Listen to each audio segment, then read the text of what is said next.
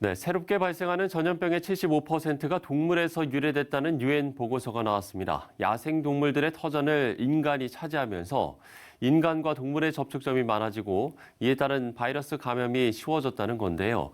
코로나19의 발생도 무관하지 않다는 이야기입니다. 자세한 내용을 성공회대학교 신익상 교수 연결해서 들어보도록 하겠습니다.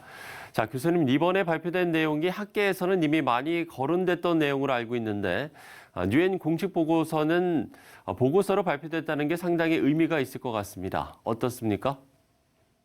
예. 이게 정확하게는 유엔 산하의 유엔 환경 계획이라고 있어요. 거기랑 국제축산연구소가 함께 7월 7일에 발표한 보고서를 말씀하시는 것일 텐데, 뭐 짧게 말하면 팬데믹 예방에 관한 것이고, 그것은 결국은 동물과 인간 간의 연결고리를 어떻게 끊어낼 거냐, 이것에 관련된 보고서인 건데요. 이 보고서의 의미를 크게 두 가지로 짚어볼 수 있을 것 같습니다. 첫째로는 최근 50년 동안 유행하고 있는 전염병 중에 약 75%, 그러니까 전염병 4개 중에 3개는 동물에게서 옮겨온 전염병, 이걸 인수공통 전염병이라고 하죠. 그런 전염병이라고 하는 사실을 지적했다는 것이고요. 둘째로는 이렇게 동물에게서 옮겨온 전염병이 많아지게 된 가장 큰 원인은 인류 자신에게 있다는 사실을 명확하게 지적했다는 점인데요. 그럼 어떻게 인류가 이런 상황을 자초했느냐? 그건 인간이 공장식 대규모 농장과 축산을 비롯해서 여러 가지 무분별하게 자연을 파괴하고 야생동물의 살 곳이 그래서 적어지게 되고, 그래서 인간과 야생동물과의 접촉이 더 높아지게 되었기 때문에 그런 것이죠. 이걸 공식적으로 밝혔다는 데에서 큰 의의를 찾을 수 있겠습니다.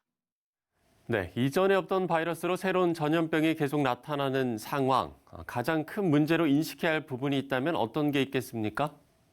이런 식으로 되는 건 결국 인간이 야생동물을 착취하고 생태계를 파괴해 왔기 때문에 그런 거잖아요. 그러니까 진짜 문제는 인간의 생태계 파괴인 거죠.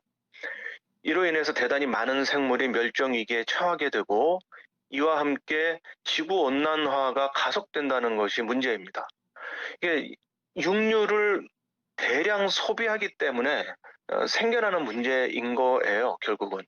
이건 육류 산업과 관련되고, 육류 산업은 대량 생산으로 만들어지는 거기 때문에 이게 산업 구조와 연관이 되고요.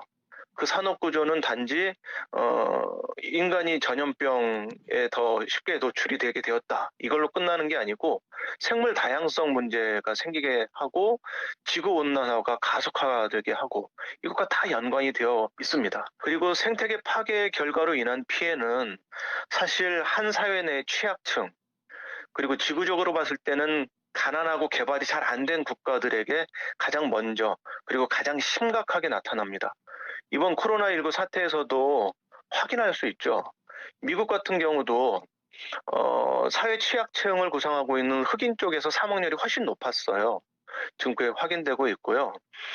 이번 유엔 보고서도 말한 바 있듯이 현재 전 세계 저소득층 중에서 매년 200만 명 이상이 이 동물을 매개로 한 전염병으로 인해 사망하고 있는 상황입니다. 이걸 우리가 인지를 해서 생태계 파괴의 심각성을 좀 깊이 고민해야 할 것 같습니다.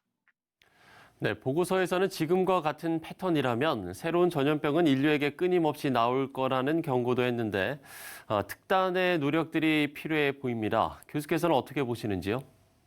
결국은 인간의 과소비가 불러온 거거든요. 그리고 이 과소비를 뒷받침하는 산업 구조, 우리의 생활 양식, 이런 것들이 다 연결되어 있는 것이기 때문에 시급하게 우리의 과소비 생활 문화를 바꿀 필요가 있습니다.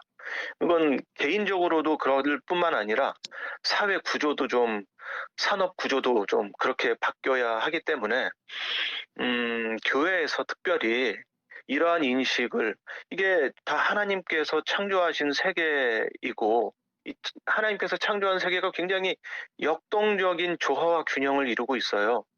인간이 이걸 지켜나가야 하는데 지키는 것이 아니라 오히려 과소비와 과소비를 뒷받침하는 사회 구조 속에서 이걸 해치고 있는 것이죠. 그러니까 교회에서 하나님의 창조 세계를 더욱더 잘 돌봐야 하고 조화와 균형을 맞춰 나가야 한다고 하는 인식을 키워야 하고요. 이게 인식만으로 되는 게 아니라 정책으로 사회 정책과 개인의 삶의 양식에까지 연결되어야 하는 문제이기 때문에 그러한 정책과 삶의 변화를 촉진하는 교회의 어떤 연대 운동 그런 것에 관심을 좀 많이 가져줬으면 하는 바람입니다. 네, 자연 생태계 파괴의 결과는 고스란히 인간에게 피해를 가져다주고 있습니다. 야생동물들의 터전을 빼앗는 인간의 삶이 아닌 모든 자연을 창조의 뜻에 맞게 다스리는 성숙함이 더욱 필요해 보입니다. 성공회대 신익상 교수와 함께 이야기를 나눠봤습니다.